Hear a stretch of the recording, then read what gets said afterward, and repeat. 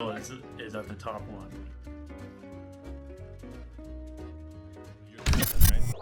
Sheets guy all the way. I don't actually.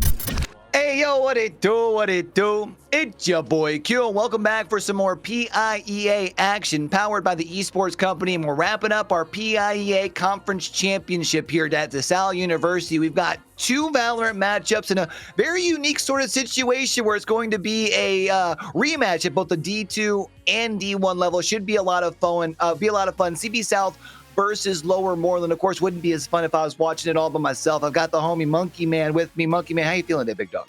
You know, it's fantastic to see both these programs having their rivalry continue. I feel like now, as we speak about Valorant, we cannot say it without thinking about Lower Moreland, and especially with CB South, the Titans, and this duel of fates that continues to be. We saw it in the spring in the state championships, where the CB South Titans took on not just one but both forms of Lower Moreland, and Lower Moreland ultimately went 2-0 in the spring championship to be your D1 winners. But with D2 on its way as our first mock-up, this is an interesting matchup because you have now the expansion of CB South. They have been able to take their program, create multiple teams, and so now they're layering all this different talent. This will be the first time that they're seeing a big fall championship in their wake, trying to be able to take it this semester. Yeah, CB South has been really interesting to watch across all of their titles this year. I think Overwatch was the only one that they ended up not competing in the finals of their conference championships, but they at least were in top 4 in everything else, which is kind of crazy to think about. And they are going against a Lower Moreland squad, who I feel like, for me, being around for a couple of years, when you think Valorant at PIEA and TEC, Lower Moreland is one of those schools that usually is able to establish quite a bit of dominance, not just at that D1 level, but generally across all of the divisions that we do offer for whatever year that we're currently in for Valorant. And well, this year's been no different. They've got a D1 squad, a D2 squad, and we'll see if they'll be able to pull off the repeat like they have been able to do in years past. And I feel like knowing that you're kind of getting that chance to really be able to solidify yourself as like a top program for CB South. We know that they were able to walk away with, I think it's 2 titles thus far, maybe being able to add 2 more. I mean, what more could you really ask for to end the fall? Trying to be able to add every single infinity stone to the old fist. See who's able to walk out maybe with some more gems and jewelry and some extra time, especially because the spring is going to be forthcoming and everyone wants to find that best foot forward. Neatest thing about this matchup, this is a true number 1 versus number 2 in this Division 2. Both 6-0. The only key difference that separated them in the bracket was 5 rounds. Slightly more efficient were the Titans out of CB South. We're gonna go over to Haven to start our best of 3. Gives them the advantage as far as being able to lead towards the picks and bans. It leads us off to Haven here for map number 1. And Haven's always an interesting one, I feel like, when it comes up in the map pool, because as much as you probably feel confident on it because it's a map that's been tried and true in Valorant for quite some time, you can kind of expect the opposition to feel some type of way and come in with some type of strategy as well. What's interesting is usually Haven, I feel like, is one of those maps that often leads to quite a bit of parity. When we talk about our agent select, there's a chance here that we could very well be looking at a unique lineup on either side. This is a neat one because right now we are floating on the idea of having a full house of no agents duplicated. Yeah. This defense that's being set up by CB South is very aggressive and it wants to move. You've got Waylay that can be able to just get in, get out, and be safe, as well as the Yoru with Brillicit being able to change the tide. Haven is very much defined by its 3-side spread. It makes the defense very thin. That's why you see a lot of teams have to retract, play life, and then go back in. Whereas on the other side of things, they want to be ultra aggressive. You've got the fiery man hands with Phoenix, with Kit and Ya, as well as Coot on the Jet. That Coot versus Kobeni rivalry and that duel is going to be, I think, a big tell as to what the First Blood mindset is going to be. Eaton, though, they have to be an attacking Cypher to kick things forward, where otherwise you have a very hungry Sentinel from that chamber. But, I mean, CB South, they've got to set the tone early, but Lower Moreland Lions, this is about vengeance for the spring. They want to take this first. Want to try and see what sort of tone they can set here on the offensive side here for Lower Moreland. And you had mentioned as far as with the defense typically being spread a little bit more on their half of the server. I feel like things tend to lean a little bit more towards that attacking side. So for Lower Moreland, they do get to be the ones to assert themselves here early. Every game of Valorant starts the same though, Monkey Man. It's the pistol round. It looks like Lower Moreland's heading towards A. Ooh, some fast trades as well. They got the scan out and everyone just basically ignored it and walked on through. This is a snowball. They want to set the tone. They want to be able to get the pace. Brillicit, they put out a flash, but they got out. And so they're going to just make sure that they take them directly on first contact. Bubbles is not going to let them have a comfortable position to try and be able to make this swing. They have not been able to get the plant off. Carrot Cake equalizes the field.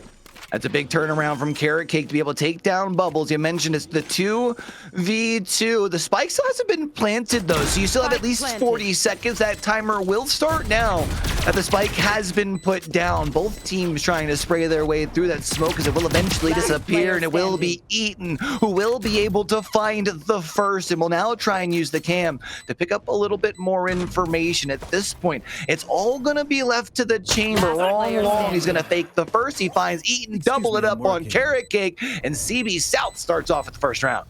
Good thing to not, from the side of Wrong, to not let that go too long, because if they had two agents that were very low, both the Lions were left just, all right, we were able to find the initial isolated duel, especially as they kind of funneled in from that same connector point, and don't let that elongate. If you do, they're going to start swinging out from sewer.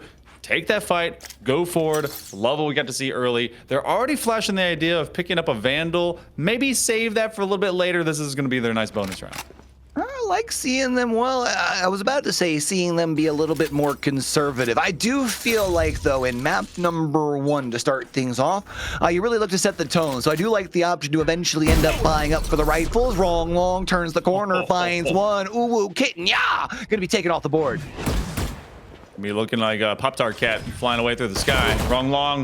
They're now isolated into this corner, but this is where the spike is. They now have to fight directly into garage. Wrong has a power weapon. They're gonna just try and right-click their way to victory. This is gonna be a very fast round. They're gonna get that flash off. The spray and pray is gonna make them have to go to a different day, but Wagyu will pick up that weapon. That means that the eco is just fine. Wow. Sometimes old ways are big turnaround in round number 2. I mean, well, I shouldn't say turnaround, but for Long, just to be able to put things together the way they did. I mean, right up off the rip, we'll even see off of the replay here. It's the quick flick of the wrist right around the corner. I think setting the tone early, and I feel like for CB South, the big thing here is going to be round 3. If you can really punish in this third round as those rifles come onto the board here for Lower Moreland, well, then all of a sudden you're breaking the bank and keeping that pedal to the metal. I think we saw all of 2 deaths from out of the Titans. So this is a very strong position for their bonus round to be looking at. Illicit. Short form. Get rid of 1. TP away. That gate crash is so dangerous. And if you do not check that corner, you're basically giving away a free kill. So the Lions already at a disadvantage. Trying to be able to use that shock dart. They land another one just before they go down. It's 3v3. Yeah, Cool's found 2 though. So that does mean Lower Moreland does have at least evened up the numbers just a little bit. There is a little bit less HP over on that Lower Moreland side, but Cool will find a third. Let's make it 4, and Brillicit will be the last one left alive. We'll take a look up into the heaven, and well, Cool is too cool. Finds the ace in round 3 and gets Lower Moreland on the board. But again, that updraft just when no one was expecting it, because they were planted underneath in that hell position up onto site A. And then as soon as they went high side, no one was prepared for the pace at which Coot was bringing it. So 7-2, knew that they had to be an impact player, especially considering that they're going against the CB South squad that wants to be aggressive from out of their defensive positions. Kobeni right now hasn't been a massive impact. You get Wrong and Wagyu much more in combination, trying to be able to make this one work. And the Lions, man, they decided to go kind of full face check into some of these lanes. That's going to be an early kill. Carrot Cake off the board, and that means your smokes are gone. This is what's always interesting when you have 2 Titans, and no pun intended, squaring off against one another. These 2 teams are undefeated. They're used to being the ones who can dictate the pace out on the server, and I feel like at times it has allowed Lower Moreland to be overly aggressive, and we have seen it. CB South doing a great job of being able to punish. It looks like Spike maybe going down. Actually, I like the call here. Pivot over, and rotate towards B. Actually, it will be the Phoenix who's going to be leading the way, calling out that the coast is clear. But instead, it's a full pivot towards C, and I can't help but wonder if this is taking too long, as the defense has already called this out. Yeah, this was a good idea, but it needs to be a fast idea. And they actually may reposition out of this if they know where any of the information is. If they got them to rotate, the Spikes still did the same thing from out of the Lions side. But if they just played the long game, they might be able to get this one as a full clear on A site. Right now, CB South, they respected it. They left an anchor behind, and then they eventually rotated them away. There's no way that they could consider that this one is going to go anywhere otherwise. Brillicits will still win out that fight against Kitten Ya, but this is going to be another A hit, and so far the Lions, this is the main places they've gotten any of their spike hits. I think that's going to be tough here, is as much as you've got the man advantage, no one's really towards the attacker spawn. So there's really only 2 spots that they can come through. So Justin will be able to play down on the low side and at least have coverage if anyone does drop down from heaven. But it feels like everyone staying down on the ground. Brillicit, the first one to fall, but it will be Wagyu who turns the corner and finds their third of the round as CB South puts their third round on the board. Wagyu's got some beef with anyone that wants to take this site and not be known. They throw the recon dart and really just kind of expose all these different angles. They've done it from the early elbow whenever they go out from long A, and then they've also done it to try and get their team some extra information to get back on the site. So job well done by CB South to not panic. They actually had left Wagyu behind to anchor as this rotation had occurred just a little bit before. Lower Moreland now is going to be on another force up, and they're on this 3-1 disadvantage. 8-3 is Coot. They need the same kind of proficiency from out of Kitten. I feel like that both them as well as Carrot Cake kind of are throwing themselves into these first blood moments, hoping that they can just kind of 50-50, but it's been higher percentages for the Titans. Getting into round number 5 here. This is the peek through window. Wagyu's going to be able to spray and pray and be able to at least force them away. Brillicit will find the first of the round, and that does mean it's another one that Lower Moreland starting back on their back foot as Justin now also being put down. Kitten Ya will be able to find their way to finding one, as well as being able to pick up that ultimate ore, but they're so far away from the rest of the squad. It looks like the other 2 want to quickly push towards A, but it's read cleanly by the defense. Spike down. Another A hit, you say? I feel like we're on repeats. Brillicit, waiting for anyone to go through this one way as they have their clove from death smoke down. But this is a spike that's separated from the hands of their Omen. Not known, at least right now. No, they can actually see it. So Brillicit is actually holding guard. If that goes away, they get free information. They saw at least the peak step. They're going to try and take this one from both long and short. They could actually rotate Wagyu a little bit faster, and they'd be able to make this one so much more difficult to come over, but they're holding to that mid site. Again, the Lions are playing this long game to think, oh, can we get all of the Titans just out of the way? We're going to go for another A plant. Listen, I think this is going to be somewhere else, doesn't it? Oh, well, it is still going to be a rotation all the way over towards C. I like it, into the shadows to be able to quickly push over towards C. Gets the spike down, and Carrot Cake will now retreat back into the garage and see if maybe might be able to catch someone off guard. It's a quick step up through the window. There's one looking for a second, but the most important thing is it evens up the numbers. Carrot Cake then finds a second. Can you find the last? Oh, that's a tough time to go look for your smoke. Oh, you gotta be aware when you're putting that one down. You don't want to just kind of be fully exposing your body in the middle of it. This is planted for long, so Kitten just has to do the coolest thing, and that's win off of a curveball blind, and they will do so. So Benny can't get the job done, and the Lions stay within spitting distance of the Titans. What a turnaround that was, because I was starting to become very worried when looking at the way that the Lions had gone full forehead into some of these side strikes here, Q, because if A all the time, very Pavlovian, very, all right, this seems fine, but you can't just continue to have that be the only thing that you do. I love the change up, especially Carrot Cake staying alive. That's massive. For the first time in what feels like forever, they didn't go down to the beginning of the round, and look at how much they were able to change the landscape of the round. Yeah, I think the big thing, though, for me is for Lower Moreland, yeah, I'd like to see him putting rounds to the board. We got to start making them a little bit cleaner. Only one rifle being carried over when CB South has been able to dominate the rounds that they have been winning is not a good look. And even here, starting round 6, the first 2 frags going over towards CB South. Carrot Cake will be able to find one, however, slowly starts to turn the tide, but CB South is working on that flank. It's wrong, long. The headhunter going to be able to find one, maybe find 2. No, Eaton gonna be able to put him down. I know exactly. Got him with the golden gun, and that neural theft will at least give him some information. Where is the defense postured up? They're gonna stay in kind of a no man's land link between A and B, and that's why the dynamic duo is going towards C. They're gonna try and cover this one down, not just with guns, but with a rolling thunder. So they're gonna get a free sight hit, knowing that the second 4-second ping freed it up for them. This one is being at least covered from the default with that Hunter's Fury. Now, they'd already gotten the plants off, so it ends up being just maybe a little bit of damage. Berlissa wants to turn this corner and find some immediate skirmishing. They're going to use that one very early.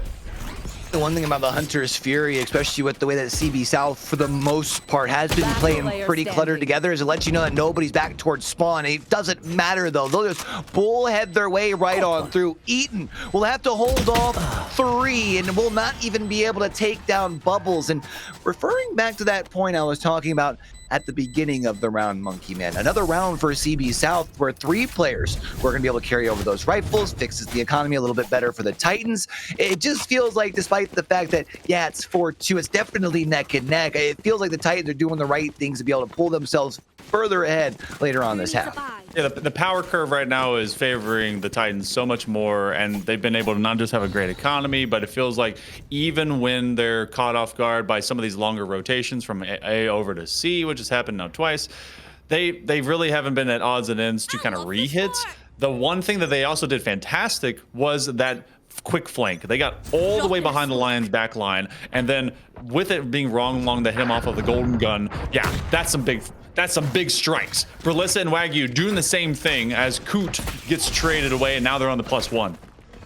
It's like they're still going to try their way over towards A. I mean, it's comfortable. Might as well try it, I suppose. I haven't been able to find too much success over towards A. It does feel like maybe the fact that we are midway through the attacking half, there's a chance that we should potentially try and change things up. Berlissa will find 2, however. Carrot Cake, the last one left alive. 1v4, not a situation I want to be in. Wagyu can take space right here. They don't need to stay so deep in this corner, and they knew that. They started to swing outwards because as soon as their cover was basically filled in by their teammate pressing up into that long A, they knew that the spike was down. There's only one other space if they're going to be coming through from a non-flank angle that's going to happen, and that's from Sewer. So, Lower Moreland Lions on an island, if you will. They've got some tools that they can get going. The problem is they would have to basically be face checking to do it. They have the run it back off of their Phoenix, and they have the ability to do what got them some extra success earlier, which was that from the shadows from A to C. Looks like we're actually getting a C down check this time. This has been missing from the strategy so far. Well, Lower Moreland does run the risk of finding themselves on a lonely island if they end up dropping this round. The economy will be broken and not in a good spot heading down towards the back half of, well, the first half. Coop will be able to find the first, and the spike quickly goes down onto C. This is the type of dominance on a site that we're used to seeing from the Lions. Bubbles will be able to find one as Carrot Cake will be removed, and that does give them at least a little bit space to push forward. Berlissa will look to turn the corner as all 4 players all stuck together. Coot's going to be able to find one before being traded out by Bubbles.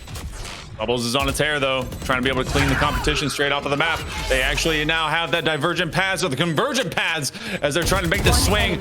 Completely paused, completely stunned, looking for an ace. They're going to use the running back to down check him. That's going to be Kitten Yam. Bubbles has the extra life. Kobeni is down. They don't have enough time. They're going to have to go through the fire and through the flames. They may have killed one. They're going to kill him next. That's a consolation prize. But Bubbles is otherwise going to be a sacrifice to the gods as they find the clutch up. Lions staying alive through the first 8. Able to find some big frags, able to make sure at least nothing carries over. But I think the important thing here, at least for Lower Moreland, is they're able to secure themselves yet another round. They're not allowing CB South to run away with things. They're definitely showing some fight here in this first half, but we are starting to run out of time for this Lower Moreland side. They're on the attacking half, which is where they should be able to set the tone, and it just hasn't feel like they've been able to do so yet, just quite yet. Heavy ultimate investment from the side of the Bucks. Nothing left on the board. Lower Moreland basically just had their Phoenix kind of down check it in. That was such a valuable position where they've otherwise been kind of short-handed at times. So now you see the Bucks doing what they can to just kind of stay pretty default. Look how far pushed up, though, that we get Kobeni and company as they're going to try and take this duel from long A. So they're all the way up into that lane. You have the same thing happening in Garage. Wagyu is set for the cross. They at least get the trade out. Trade's going to be important here for Wagyu. At least it allows them to continue being able to secure down C. The question now becomes for the Lions, where do you pivot your focus? It does look like Coot looks towards the doorway, but Wagyu just better finds the heady and, well, puts them down, but it doesn't stop the push over towards B. It doesn't look like. Actually, Carrot Cake put themselves right onto site, puts down the spike, and now they're going to have to hold off a 3v4. And actually, that shot over into the owl drone of Wagyu, that scared them back so fast, and they knew that someone was coming through that garage. So a great understanding that they gotta just take space. Carrot Cake finds one, and falling, and so now it becomes a 2v2 with a very hurt player in the form of Wagyu. Now he's still dangerous. Carrot Cake is gonna get swung off from the temple, and that's exactly what I'm talking about. You got to take down the Swede, but they are in need of some extra time. They don't have that, especially as Wrong Long and Wagyu. That's your dynamic duo that's been getting the job done all day for the Titans. And they've been the consistents for sure here for the Titans, and it allows for them to at least guarantee themselves a share of the lead. But I mean, what's better than 6? Well, I think everyone knows that what's better than 6 is 7. 6, 7. So we'll see if they have the ability. I see him shaking his head all the time. Sorry, I had to find a way to throw one in here now. It does look like maybe even the dad joke good enough to call the force out the timeout here. What's interesting, the timeout coming from the defenders here who are in the lead 6-3. Well, I don't actually dislike this because they just won. They had to drop a few weapons to do it. They still had at least a few to kind of work with. And Central Bucks knows that this is, I believe, the Lions' buy-up round because there was some light shields as well as sheriffs in the previous. So they know if they can be able to really shut down this next rifle round, that they have massive advantage for the remainder of this first half. Their bank has been pretty sound. They've been pretty cool, calm, and collected, taking these first contact points. And so much of what the Lions want to do with this aggressive composition has not been happening because the Titans have been shutting down space. They have not let them operate or even play the game in the first about 10 to 15 seconds of each round. Bucks South have definitely been doing a great job of typically finding that first blood. And if they don't, it feels like they are quickly finding those trades off of Lower Moreland when Lower Moreland finds those first picks here. So let's go and get ready to head back off to the server for round number 10. So, as we mentioned, Central Bucks South does have a guaranteed share of the lead, but surely with the way things have been going, they would like to make sure that they've got themselves a good spot of confidence moving into the back half. Got it on the trademark, Wrong Long. They're right outside that angle, but how did they lose that? And who wasn't even looking at it at the time? Verlissa eventually will send them away, and that's going to be the Hunter's Fury that takes down Carrot Cake. They're going to use the neural theft, see how many players are going to be turned around from this link, and now it's going to be a 3v4. Central Bucks. Looks like things kind of went a little bit sideways early on, but they're taking it in stride. Fighting back here for sure. The Owl drone looking to scout out the site. Verlissa will be able to put themselves on the backside here and finds Kitten. Yeah, takes down Justin L as well, and well, leaves it all left to Eaton, who's in garage and was just simply retreating.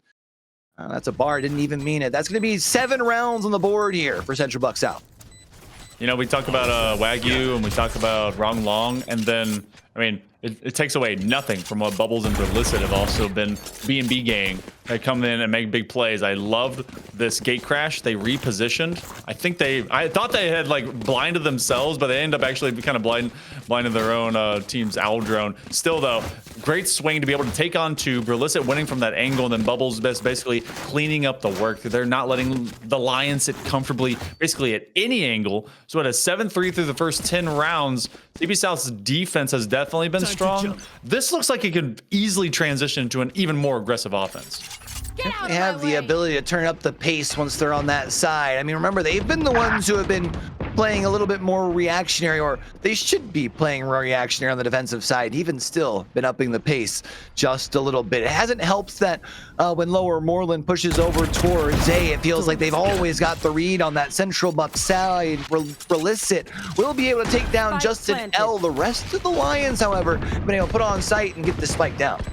Dimensional drift online. Now some extra information. They're going to come in through window and just give them all the extra information that they need. Wrong Long is using that to massive effect. They know that one is just out here in Long A, and Berlicid will chase them down. So a menace, a full house. It's a 3 one-way for Berlicid and 2 for Wrong Long. 8-4 is the best that Lower Moreland might be able to get. Central Buck South, their stonks are up.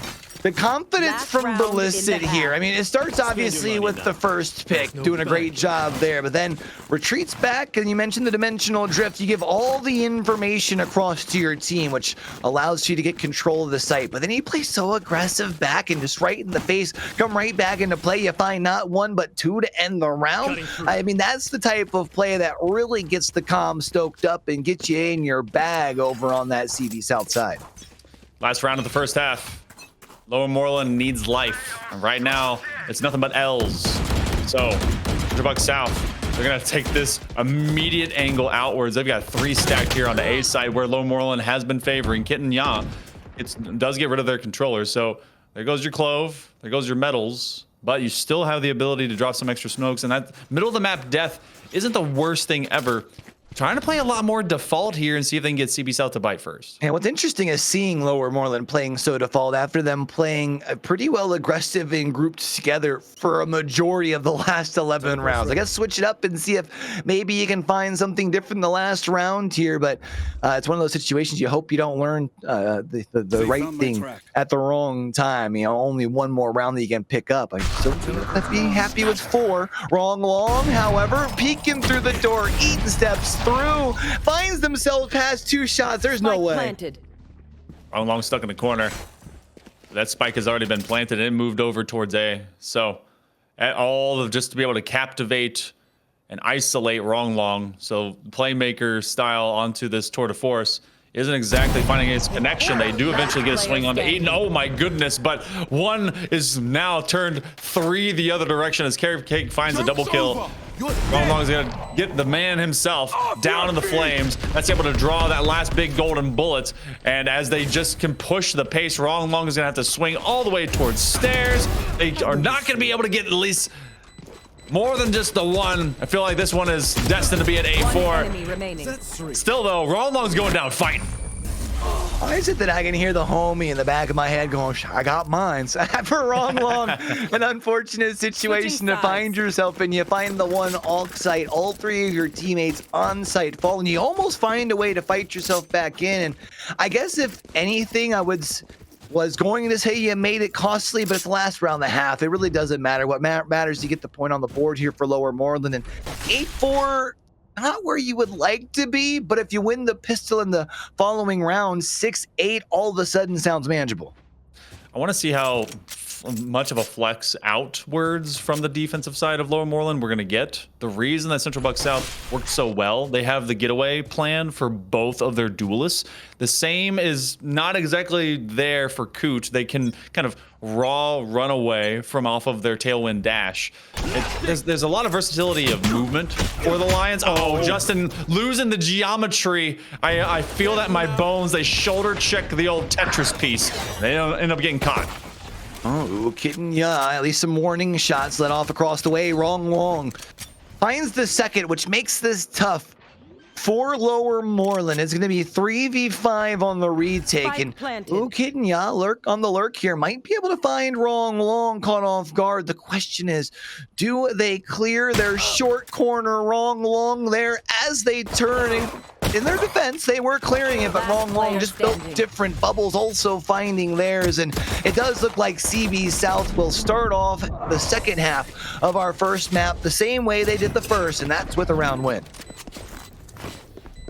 Let that corner check be a lesson to anyone that has yet to figure out the deep corner wall, because you can be able to be all the way up that side wall, but Peeker's advantage will be to the person that's swinging in. But they held that deep and then a little bit wide. Think of it kind of like a 15 to 20 degree angle. They were able to see that leg just as it was Kitten Ya swinging in from that. And I mean, knowing how low they were going to be basically a point of information regardless. I know that's a lot to break down in just a kind of a corner swing pistol round, but still, it was very telling to be able to at least keep that long position good to go. But 9-4, Bucks will be on to their buy up, and Lower Moreland again in the pit of suffering.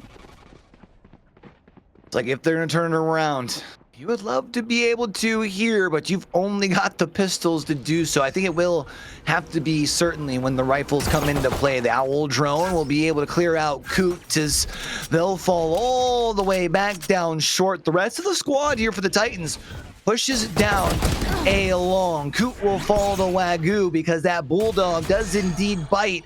Now it's going to be up to Eat to hold off the squad, but they're caught back behind the smoke.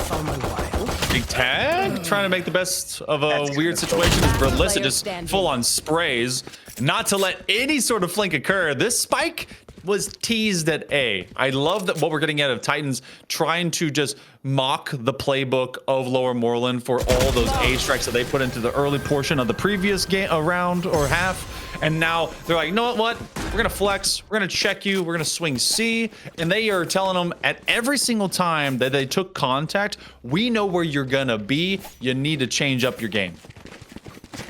I didn't want to point it out earlier. I felt like it wasn't worth pointing out, but now that CB South has hit double digits, Lower Moreland has not been able to put together consecutive rounds, and I think that speaks measures for this CB South squad. We even mentioned the rounds that Lower Moreland has been winning. They've been squeaking by. I mean, the spike killed everybody on one. I think two of them was one player left alive, and this is only map number one. This is CB South's pick, something to keep in mind, but I think for them would just really like to be able to turn things around the second half to have momentum to build upon going into their map pick in map two.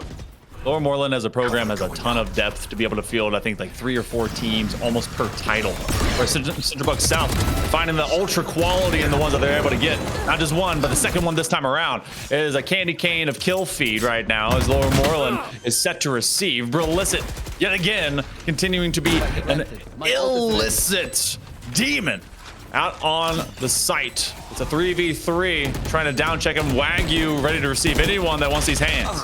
Oh, Wagyu gets caught with the flash. Ooh, Kitten Ya will get traded out. Here, my Berlicit Bubbles here to assist on the site as well. Eaton, last one left alive. The question is, what kind of play can they make here for Lower Moreland? Because they've got to fake the spike. They've got to be able to find those two and then also get the defuse. That's just so much to do with so little time. Bubbles playing so patient. Forces the swing from Eaton, and Central Bucks South put themselves up to 11.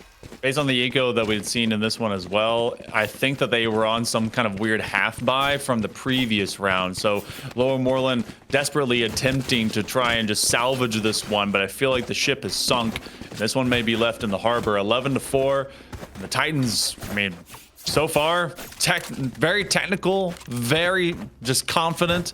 Nothing has been at odds and evens and ends. They, I think, at closest was 3-2 at the very beginning of the game. But since then, I mean, they've been in control. Complete control here, and 2 rounds away from securing the first map in a best of 3. CB South certainly had to be feeling good about their chances for now. It'll be another potential push over towards A. They do have their chamber kind of peeking over towards C, maybe looking to find someone over in garage. The Hunter's Fury will come out and will look over towards A, but doesn't find anyone here, Monkey Man. That was a very smart way to be able to play that ultimate, because they know that someone is hanging out into that hell position. Get rid of Coot, give yourself a lane. The problem is the re-hit. You have Kitnya and Eaton. They've come right back onto site. It's a 4 versus 1. You have Wrong Long, who's all the way on the other side of the map. This one is going to be ninja diffused. Wrong is not able to get back to this one. Save your weapon for a different day. And the Lower Moreland the Lions. Every single time I want to say islands, but they're creating a Galapagos in front of the Titans now to try and have them traverse. You're gonna see a timeout, and again, it's been off of round wins, been round losses. CB South isn't exactly in a huge position of disadvantage, but they're just not letting any kind of string of successes, like you pointed out, of multiple rounds be put together for the Lions to dictate the tone of this game. Yeah, I like it. You understand that Lower Moreland looking to try and put a little bit of wind in their sails before we head off to bind in map number 2, because surely the Titans, being just about to the finish line and being on the attacker side, feel confident that they should be able to take map number 1. The big thing is really being able to keep the foot on the throats, so to speak, of this Lower Moreland squad. And the quicker you can wrap up this map, the better. And I do like it. We very rarely see teams over here in PIEA who are in control call the timeout. They typically wait until they lose control to then try and pump the brakes. Here they just try and make sure that they're good going into a very pivotal round. That's actually a good kind of call out, because we talk about teams, the players, kind of getting the coaches and the coach mindset and your IGLs actually talking to each other. It was neat because at LAN, been talking to all of the different teams, and I'm like, all right, I walk up, who's your IGL? Who's your captain? And at first they're kind of like, oh, like, what the heck's an IGL, you old man? I'm like, that's fine. Okay, who's the dude play calling and play, shot calling? He's like, oh, it's this person. And so the idea that this squad is in such a confident and mature mindset to know that they don't have to just kind of full face roll into it is so enthralling. Coot is able to get rid of Wagyu. That's a big player already off the board. Big player off the board. They do still have to figure out if they are going to push over towards C. For CB South, it looks like they want the low and slow approach. Eaton, however, in that cam, should be able to call things out, especially there as they do officially. C1, the question is, were they able to identify that there's 3 there? Because Eaton currently sitting on the other side of this cage. Here's the spike, but doesn't retreat back. Instead, will be right in the crosshairs of Wrong Long. However, taking down 1 before getting traded out by Berlicet. One of the bravest ciphers I've ever seen. Eaton trying to show that you can do crazy things with it. Bubbles, oh, that may be a panic check, especially because Carrot Cake is just going to kill him in the corner. Now Berlicet has to be able to turn this one into a big swing off of this dimensional drift. They hear the ping of the defuse. They don't know exactly where Berlicet is. They're just going to cover down for their teammate. It's going to spray. Doesn't matter. Going to get at least a consolation prize of killing Carrot Cake, and then they get caught by Coot in the garage. Imagine though, like just before the diffuse through the smoke, all of a sudden the spray and pray works. Would have been a heck of a clip. I love to see the efforts, and I think for CB South, I mean, might as well go swinging for the fences. It's not like you're worried about saving money just quite yet. You're very comfortably in the lead, 11-6, and well, as far as for now, as we do prepare to go into these meat and potato rounds, they're in a pretty good spot. If you're going to play slow from out of the Titans camp, you have to stay alive as a snowball, because you need to get Kobeni some confidence to be able to run up, and you need Bubbles to do exactly what they just did by upending Coot. So it looks like they want to tumble into C. They're going to at least get the tripwires to go off from the decoy.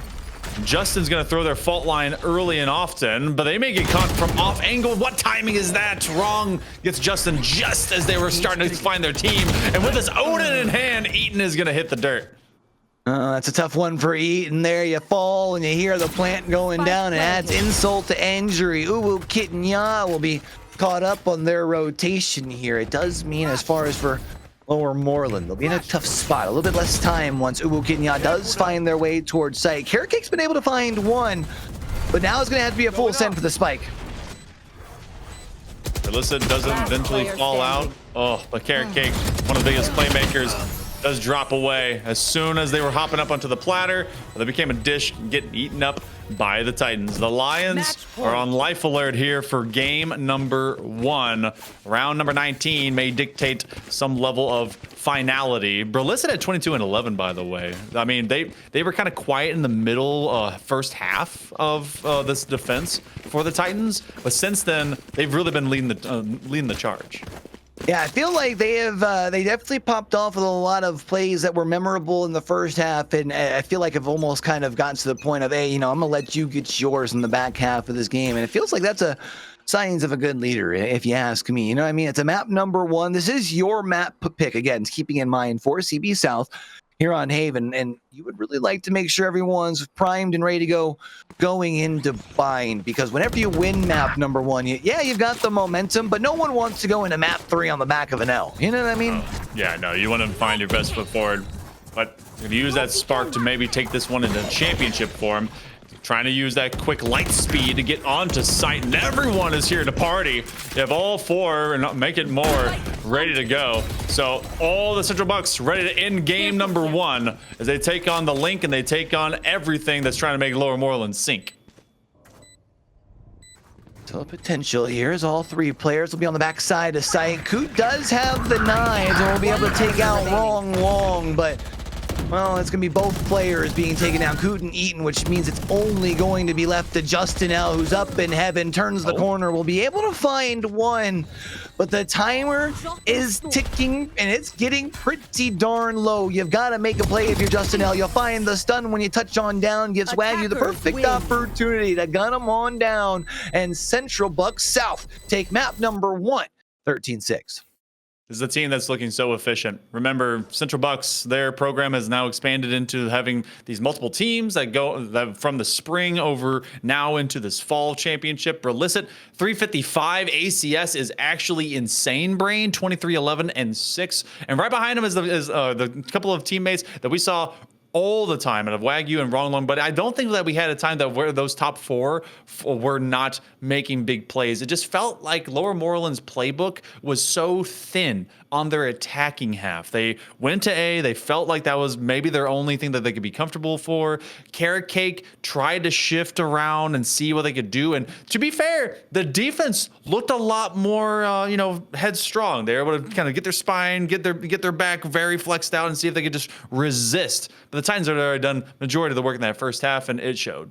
It's crazy to think that we're probably a round or 2 away if there's extra play from Central Bucks South walking away with 4 people with a 20-piece nugget in map number 1. I mean, 4 players really popping off and feasting. Let you know that Central Bucks South have come to play. The Titans, you mentioned, looking for a little bit of redemption from the spring here, and well, they're looking good after map number 1. Very much so. And we're going to be going to map number 2 with Bind. So now you go from that 3 site to a much more composite and quirky 2 site because of the teleporters and because of that kind of movement style. I wonder if we'll be seeing Kobeni stay onto the Waylay. It wasn't as impactful. It had times where it was trying to be a jet. It was attempting, and I feel like there's still that kind of learning curve. Waylay's been out for a little bit, but Kobeni kind of looked a lot more muted than I wanted them to be. But otherwise, they had the freedom to do weird things, and the conversion pass ultimate, really good coverage. You can suddenly get in, have a safety measure to be able to use that refract and get out. So that's kind of what that entire team dynamic was. It was about second chances, especially with Bubbles, the gate crash from off of with Berlisset, and just having the ability to not be completely punished if you're overly exposed. Yeah, I guess you have the ability to be a little extra spicy if you want when you're playing alongside the 4 of Bubbles, Wrong,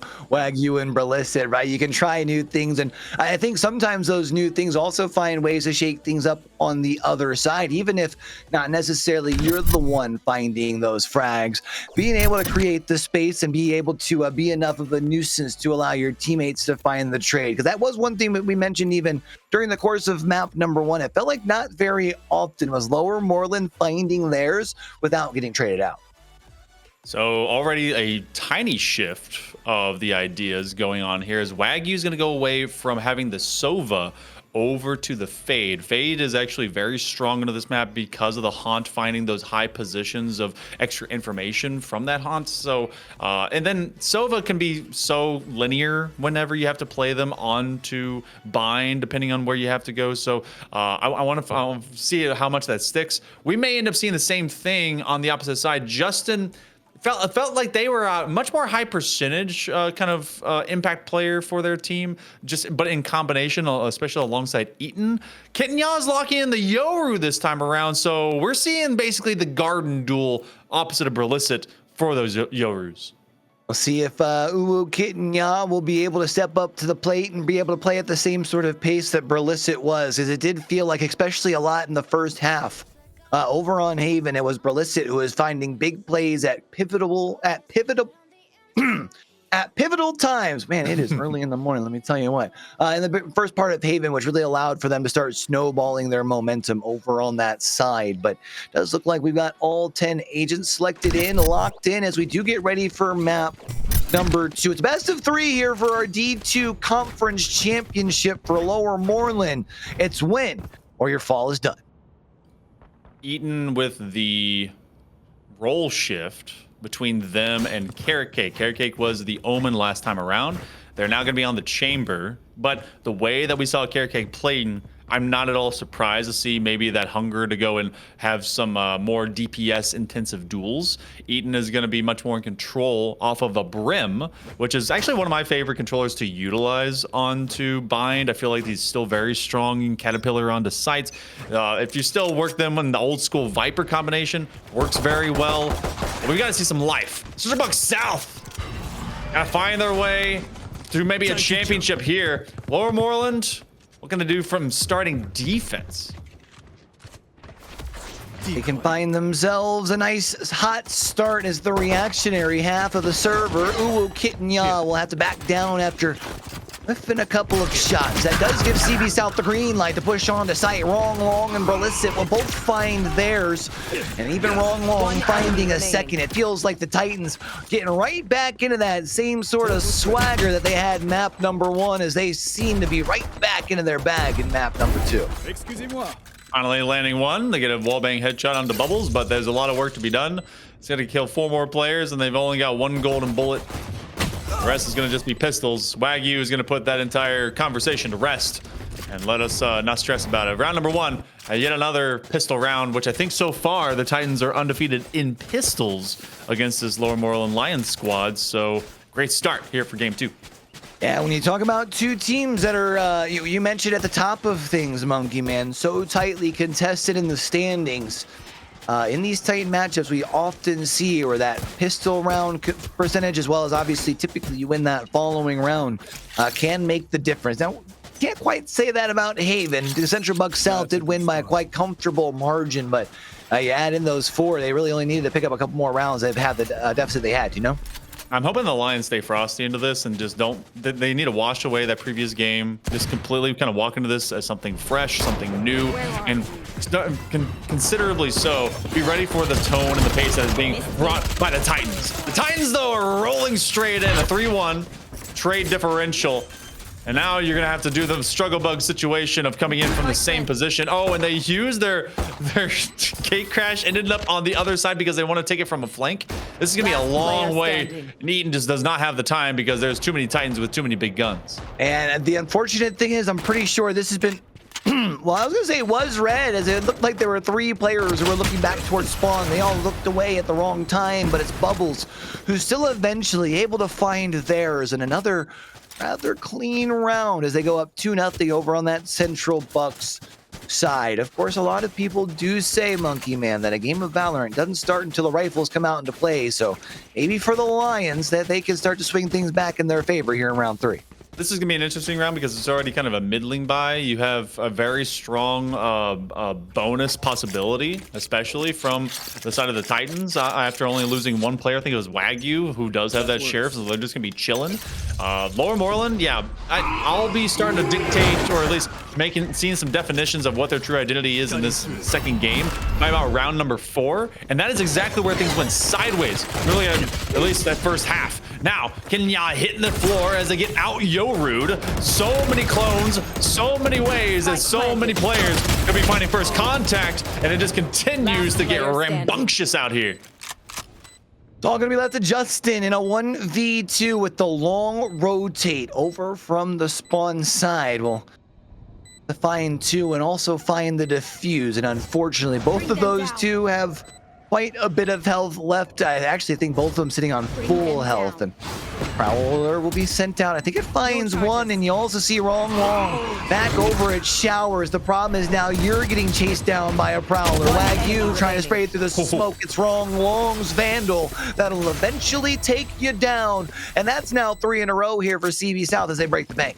They have now done what they were not able to do in the previous game, which is complete a bonus. So job well done to the Titans. They now put Lower Moreland in a rough situation. We talked about we cannot begin to really see, or at least kind of give too much cadence to, all right, gotta find rifles, gotta find the gunplay, but so much of the game is actually dictated from that medium position of what you do when you have less. And so far, Central Bucks do a lot, especially when they are facing off against a squad that is so prepared.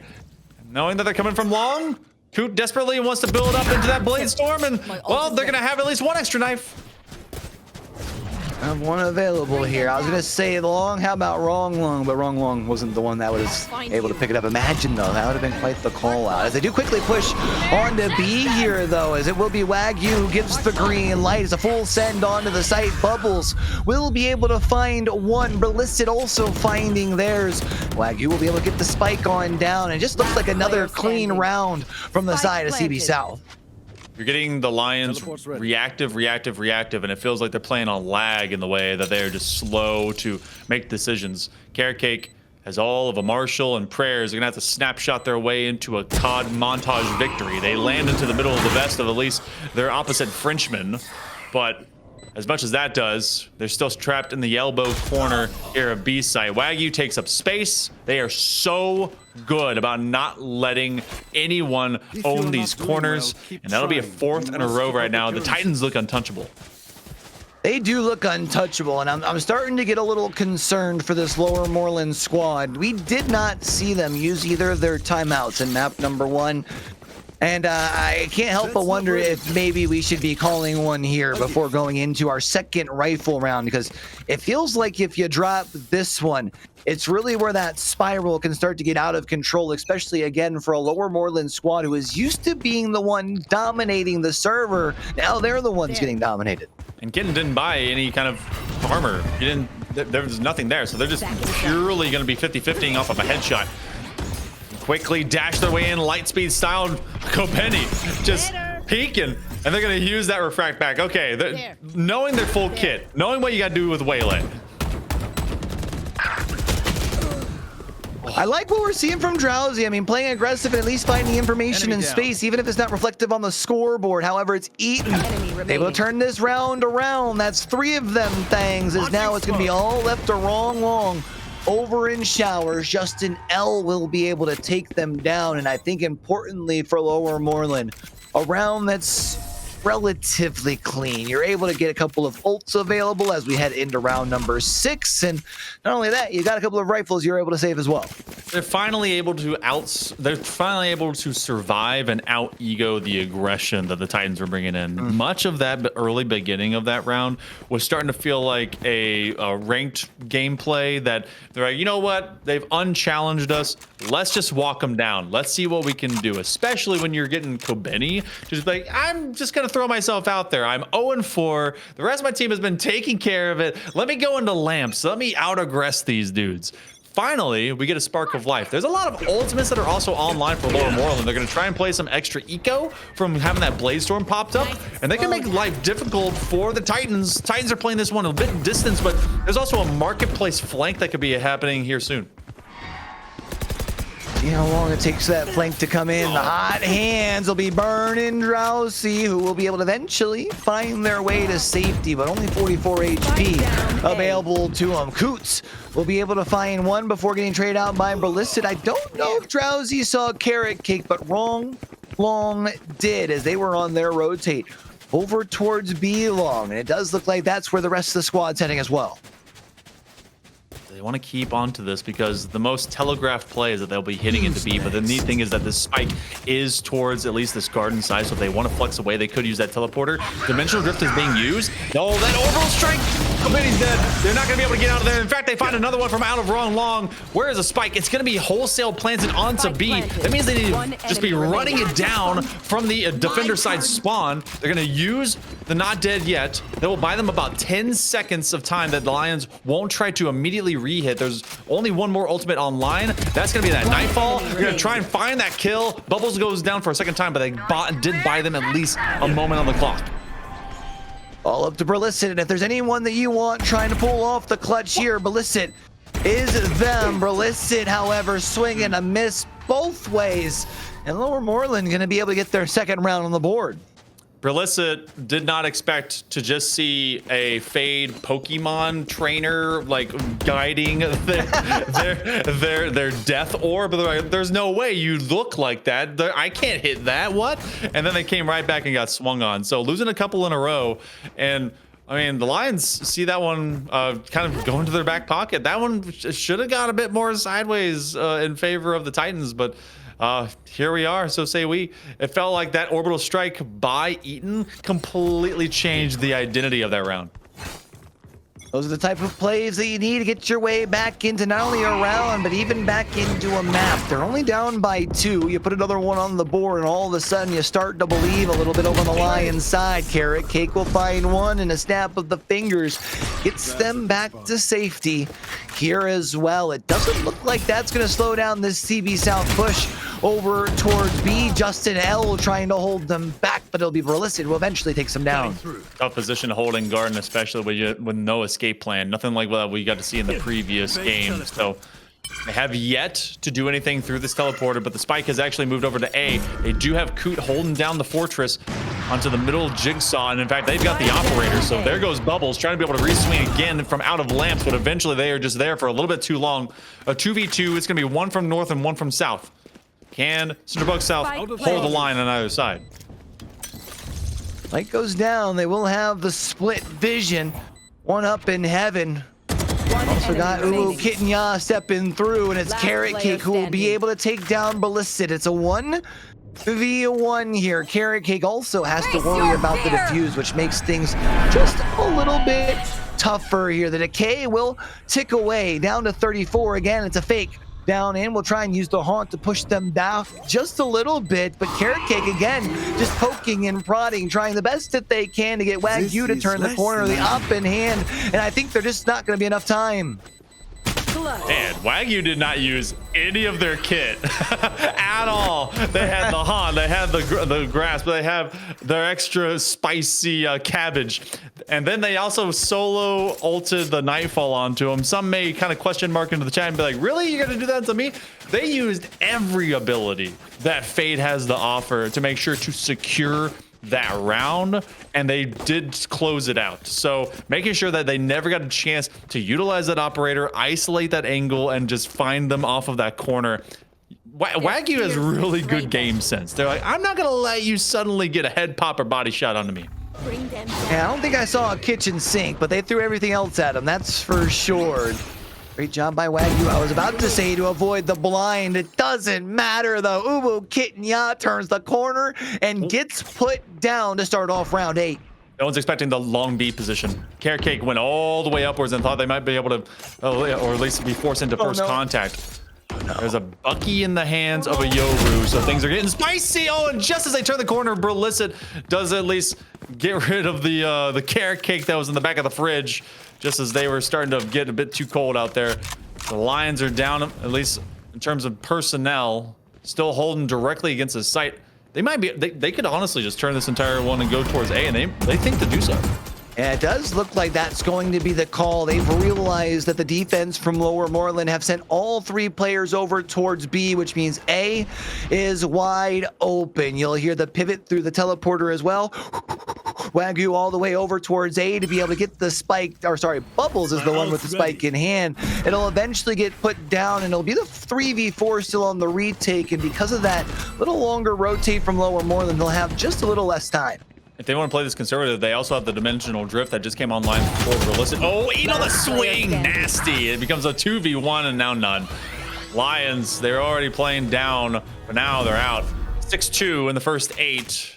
I think that we were at what 5-3 last time that we were here. I want to say because this was somewhere in that capacity, but the one time that we've seen a couple rounds strung together by Lower Moreland, and now CB South seems to be bouncing back in a big way.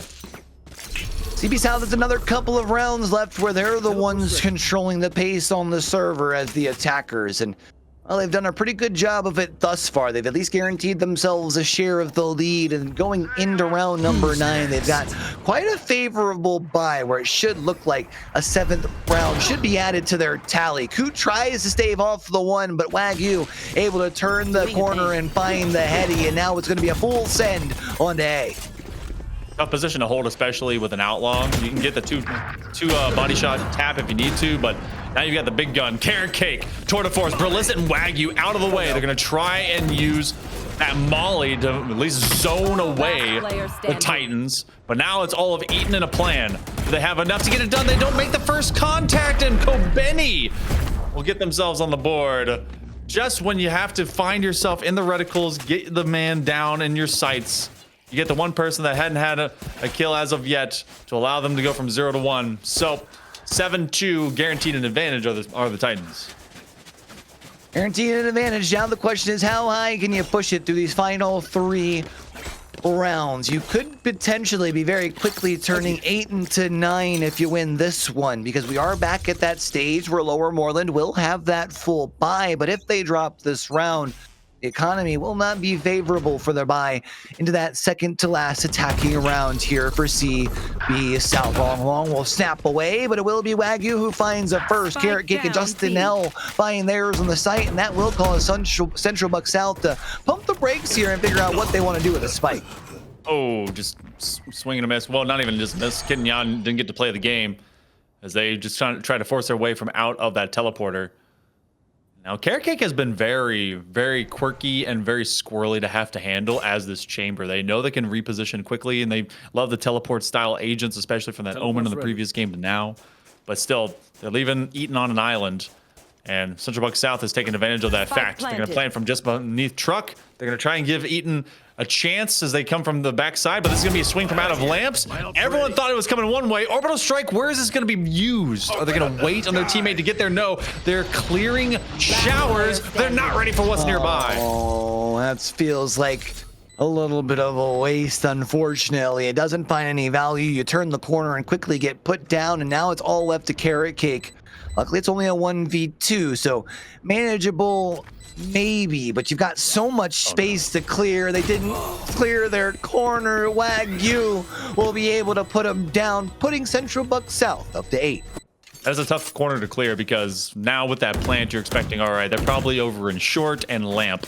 Then with Wagyu being right off that double stack box, you're like, okay, well, I was kind of dead or on arrival, so there's not much I can do. Eaton, I like the idea because they were trying to force anyone that maybe was holding from showers to then be cleared out and would be pushed back into Carrot Cake. Unfortunately, that was kind of an over ambitious idea because of the plant angle that was going to happen from. So even better than they did before. It was 7-3 when we did the first 10 last time, 8-2 this time around. Titans on a different level, and Coot with the judge is praying someone steps into the smoke. To be the judge, jury, and the executioner if anyone steps their way on through. The only problem for Coot, well, everyone's over towards B. They'll have a little bit of an information there now as Bubbles finds the first. Facing their fear as no one gets found with that one, but it does give the green light to push on forward. Uwu, Kit, and Ya will use the dimensional drift to try and push on to site and at least scout out a little bit of information. The question is, can they safely find their way back into play? I don't know how they found one, but they at least found one. Carrot Cake has 2 bullets, and now you have a very angry D&D nerd running you down because they've got nothing left to do but try to make this life matter. Bubbles ends up falling, but it didn't matter. They got the information that Carrot Cake was, in fact, on the defender side spawn. So, final round around the corner. They use like convergent paths from out of Kobeni to try and create a massive pause on that B site. It cleared the way for them to get that pretty handily there, Q. And Wagyu, again, continuing to be so impactful. 17-4. They were great on the Sova. They're even better on the Fade.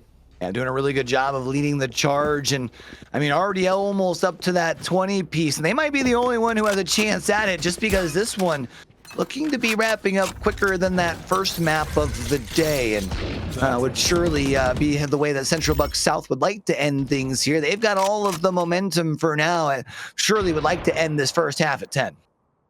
Everyone is here one way or another. It's a 4-1 split from out of the Lions. They are holding A side. They have geared up. They've put down all of the gadgets and gizmos aplenty.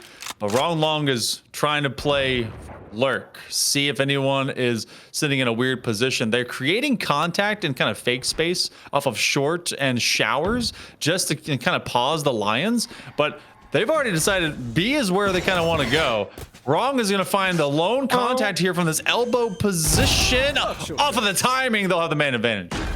That snap kind of filthy, not gonna lie to you. Wrong Long finding the first one there, and now everyone gonna have to be on the quick foot, quick, fast, and in a hurry for the Lions as they look to try and pounce over towards B. Wagyu will find a pair. Bristle Rillicit will be able to find one, and I mean, just another super clean round here from CB South. Recognizing when the Lions were super stacking onto A, not quite the full gamble stack, but just enough knowing, all right, there's a lot more people here. We have definitely not exactly Pavlov their way into just only hitting that site. 6 rounds in a row, though, hitting 2 massive chunks. The first 4 off of the initial bonus from that pistol, and then 6 after a couple of consecutive, and then an individual incident by Wagyu. Now getting 3 in that previous round and hitting 20 and 4. They what, a 5.0 KD? Easy math. That works. Big fan of math myself. The question is for math over on that lower Moreland side, can you start putting together some rounds to add up the scoreboard on your side? You're running out of time if you are the Lions. It feels like it's got to be here and now. Somehow Rillicit again finding their way off to safety. That blind is so necessary for that survival moment. But again, this is Central Bucks South. They had started defense on the Haven, and they were very efficient. The entire strategy in the entire book was taking away space. Oh, Wrong Long though. Just out-survive them, and then they get caught from behind, especially with Frenzy Gang from Kit and Ya. Bulls and Wagyu both going to be able to find theirs. It means lower Moreland now going to be at the disadvantage. Justin L sitting up on the high side. It will be pushed over by Bubbles, and Bubbles turns the corner and finds their mark. Eaton, the last one left alive in a 1v3. Bubbles again playing super aggressive with the ghost in hand, and that puts them now 2 away from being our D2 champions. Fall is just finding the Titans in perfect stride. Lower Moreland, it felt like that they had kind of walked up into these moments and just they've got the plants off, but the idea of what comes next has always been kind of difficult. So for Lower Moreland, they've got to turn this one completely around, and it's going to be off of this a very aggressive play. You see the force up, stingers, light shields, maybe some regen. They've got to win it by volume if they cannot win it by precision. No, there is a point earlier on in the year where the 5 stingers would be a little bit more scary than they are here in the end of 2025. But Lower Moreland, they're going to look to play quick and aggressive over towards A. Bubble pushes back for just a moment, concedes some space. Eaton will be able to take down Wagyu as the spike goes down. You consolidate all the space here on the map into just a couple of places and pieces. Those stingers are actually very strong, just like you mentioned. That could be a huge moment. Trying to conserve that pick-me-up for as long as they can. Kobeni's able to get one. It's a 2v2. You have a very hurt Clove. So now they have to use at least some space gaining between Kobeni and Bubbles. But Justin is just going to get the job done. They did at least get their smoke off. You can just full send to see what happens. Oh, you got the angry cabbage in the corner. You do have that refraction. Where does it send them? It doesn't matter. We see a moment of life from the Lions. They got to put together more, but they at least put one here. I mean, hey, every run starts with one. Can that be the catalyst here for the Lions? You took away a round that should have been just about guaranteed from the way that games have been playing thus far through the first 2 maps here from Central Bucks South. They'll now have the bye advantage heading into round 15. But The big thing here is he's got to be a couple of really clean rounds. We've seen them when they've won some rounds in the past. They're only able to carry over maybe a rifle. They're really scrapping by. You've got to really be playing your best Valorant from here on out. I mean, Central Bucks is going to be on a full save, and that's why they're gamble stacking. You're going to see 0 onto A, so they had gone to this B long position, mostly because they read that Carrot Cake likes to be able to go here. So now they're going to split their forces. They're going to drop in together, see what damage they can do, mostly get rid of shields and see if they can get compiled constellation kill. Going to use at least one extra to try and check that corner. Who will get a kill? Oh, they at least get attacked from off of their haunts, but I mean, this is fish in a barrel right now. The Titans might not be able to pick up much. See what Wrong Wong can do with the Spectre in hand here as they will turn the corner. Eaton will be right on the short side and, well, gets caught. 22 HP, though, probably spells the end of the round here. Yeah, as Justin L turns around the corner with the Phantom in their hands. And, well, they were able to do exactly what I was talking about. It's a clean round to get a 4th on the board. Let's see if you can continue to duplicate that success. When you eco break from off of a winning pistol and then you have that extra weaponry, that's huge. So now this particular rifle round will be very telling. We have Operator in the hands of Wrong Long. Wrong Long will be sitting onto a B position. I think that's being red. And Lower Moreland is going back to what worked for them before, or at least what was in their early playbook in Haven. Go A. Simplify the game, go short, see if you can just win off of a snowball. Working for him thus far. Lather, rinse, repeat. You might as well if you're the Lions. Wagyu, however, going to be able to find the first this time around. Make it 2 as Justin L falls. We'll step through the smoke. We'll actually back down just for a moment as the orbital strike comes in, but the orbital strike finds no one, which has to be a tough pill to swallow. Carrot Cake and Uwu, Kit and Ya both fall as Berlicet finds Eaton, and it's a flawless round to put Central Bucks South up on a championship point.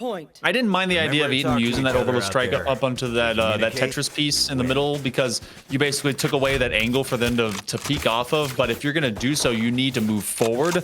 The problem was the great defense that we got out of the Titans putting down the spike runner, so that one was stuck in no man's land right next to the truck. It was never recovered. They were unable to pivot over towards B. There was no backup plan, and that's exactly what exists right now. One round between CB South and Division 2 taking your fall Valorant championship, and Lower Moreland Lions having to settle for 2nd place. Worth noting, this would be the 3rd conference championship here in the fall for the Titans. They won Division 1 Rocket League. They won their Marvel Rivals bout as well.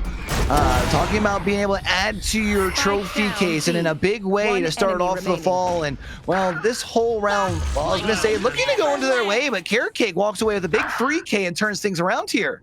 Oh, extra information. Dimensional Drift is going to be at least looking at him. Right behind them. Can you get the job done? They've already gotten 5. They need to find a 6th to keep their team in order. They have the spike. They have an ultimate. And this becomes a duel of fates and baguettes between our Frenchmen left on the board. Doesn't look like it's being called out for the rotate here. I think right now, trying to play patient. Once they hear the spike going down, surely they will look to use the teleport to rotate, right? Right, yeah, there we go. Yeah, rotate over towards A. And now it's going to be a dueling fates here, as it is going to be the Operator in hand. For Wrong Long also has a Headhunter as well. The question is, how does that stack up against the Phantom? Here for Lower Moreland from Carrot Cake. One last shot. They went over to the Headhunter because they need a fast shot. They don't need to just settle onto an op. One big body shot might be the difference, but it's going to be about timing. The ace is complete. 6 kills from out of Carrot Cake to keep the Lions alive. Only just, though, Q. This is going to be a dramatic finish if they're able to bring it back, but there's 7 more before we can even talk about OT. Yeah, it's definitely quite the mountain to climb, but you know what? I'm here for it. If they're able to pull things off, just keeping in mind that if they are able to pull off this comeback in map number 2, we would be off to Abyss for map number 3, which I think could be some interesting spice. I feel like we haven't seen too many teams dominating on Abyss and PIEA yet. This is very 50-50 at times, and I think still continues to be, all right, how do you want to play? What do you want to just be versatile with? Coop finds first blood. They run this one up with a Tour de Force online as well in the hands of Carrot Cake. who has been 18 and 14, keeping this team duct taped together. Central South lost out on their early chamber. So now the Titans all bundled into one stack. They know they have the advantage, but this is kind of egotistical to have to bring it forward. They use that convergent pass, so they have to be able to press the pace. They're being kept at the door. Tough spot to be in. You mentioned everyone all cluttered up on that backside. One doorway to go through and everyone aiming down sight towards it. It's basically like shooting fish in a barrel for the entirety of the squad. And now we will see CB South pump the brakes for the timeout. It's something that we've seen them typically doing with the lead when they drop like one. I definitely love the call here. They've dropped 4 of the last 5 and surely just want to get this thing across the finish line. Well, able to get themselves in a good headspace. They know that they kind of played around with that round, and I respect it. All right. See if you could just have fun with a gun game that's a gun game, right? Just, you lost out on round long. They died out early, and then everything just kind of went sideways from there. The Titans need to not allow any extra momentum to boil up for the Lions, because if there's anything that we know out of Lower Moreland, regardless of division, is that these teams have resiliency. They can play the game. They can be able to kind of stand the test of whatever memes are being thrown at them. And for CB South, they know they have a little bit of leniency in that it's championship point every step of the way, and that's going to be pressure against the Lions. They don't want to let a game 3 creep up. So will they be shutting it down here? It ain't over till it's over is going to be the motto for the Lower Moreland side. They're going to have to win, as you mentioned, at least 6 to force an overtime. They got to do all 6 of those here in a row. It feels like slowly the tides have been turning, but I can't help but wonder if over on the Central Bucks side, part of that is because, well, they've let off the gas a little bit. They've seen the lead that they've been able to build, and at what point do they lock it back in and just get that one last round? If they win it here, it's going to be off of a lesser eco. I cannot presume that this one is going to be where they intend for the winning factor to come through. Round Long missing a couple of those shots, very uncharacteristic, and then they get taken down by their counter chamber. So Carrot Cake finishing the job. And then the rest of this is just walking in, eating with a couple of freebies off of Burleson and Wagyu, and CB South is left with another round that goes kind of against them. They knew that this one was going to be a disadvantage, and Lower Moreland took advantage of it. Is how much momentum are you giving over to Lower Moreland? If there's a team that does not ever count themselves out to the final round, it is this Lower Moreland squad, and a flawless round is definitely a heck of a way to continue to pile down your momentum. I'm trying to think back to Haven. I think 7 was 7 what Lower Moreland finished at, Monkey? Is that 13-6. All right, so already improvements. You take those for Lower Moreland. Unfortunately, though, improvements is not what you're looking for. You need a map win, otherwise you're done for the fall.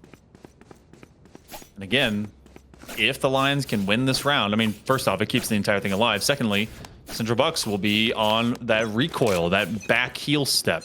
They'll have to have another save.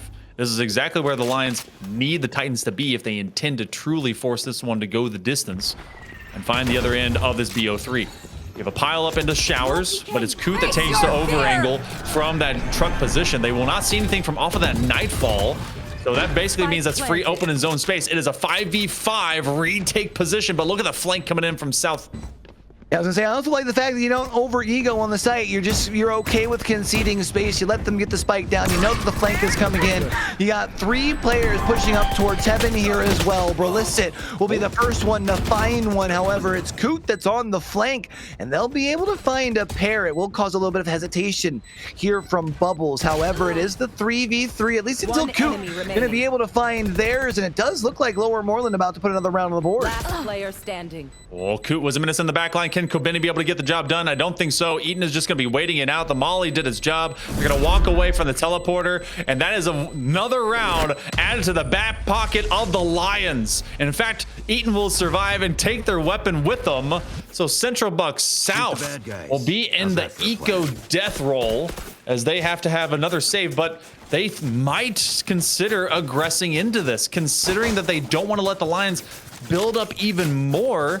They want to ego check this one. Now, if this one goes sideways, I have to presume, even with loser creds, that round number, 22 would be a save. But they don't want to allow the Lions to know what their next move is going to be. You're essentially running out of time of running the risk of Be right overtime because of where credits are sitting right now for Central Oh, Buck boy. South. You essentially have Oh. one more rifle Spike down, B. wonder. But you know what? Wagyu finds 2 to start off what ends up being 4 of 5 there for Central Buck South. And it's all going to be left to Uwu, Kit, and Yan. It only feels like a matter of time before we crown a champ here. 5 seconds into round 21 to find everything. Kobeni will get it done. Defenders Kenya win. goes down, and the Titans will rise. Central Buck South will claim the D2 Valorant Fall Championship. That play to step straight out from Hookah to find everyone there off of the blind, massive. Wagyu comes out 357, looking insane. Carrot Cake on the side of the Lower Moreland Lions definitely was the shining light trying to make this team even brighter. But CB South, they got the job done. I think worth giving a tip of the cap over to this Lower Moreland squad, not just because they obviously made their way to land, the second best team in D2 as far as for their conference, but I think also when you look at how this second map went, I think for a lot of teams, when you get to that halfway point, being down 10-2, I think most other teams would have been throwing in the towel. They've been able to step up. They continued their fight all the way into the last round. Lower Moreland putting on a show, even when it seemed like all the chips were down. I love the gut check there because I think this was at one point like a 12-4, 12-5. It was not in a great position. And when you're trying to prove that Lower Moreland and your program and your team overall got here for a reason, they were undefeated. They were both these squads were 7-0, and they were separated by the thinnest of margin through the regular season. Now you see the difference of what kind of happened into the spring. I think it was a 2-1 finish when it was proper CB South and D1 from that elite position, taking down Lower Moreland, then having to go against Big Bro squad. Now showing the expansion of your program from both sides. A lot of talent for all these awesome young students. So love what we got from out of Lower Moreland. Even more, CB South, they get to wear the crown. They get to wear it for the fall. And they now have a target on their back here in D2. Target on their back in D2, and they have now won 3 titles here in the fall. They get a chance to be able to compete for a 4th. We'll actually be doing that here in just a moment as CB South Titans will actually be running it back versus the Lower Moreland Lions up at the D1 level. Should be a whole heck of a lot of fun. Make sure you guys are hanging tight with us. We'll be back right after a quick break. Running around like dollars in the wind, bending over backwards just to let you in.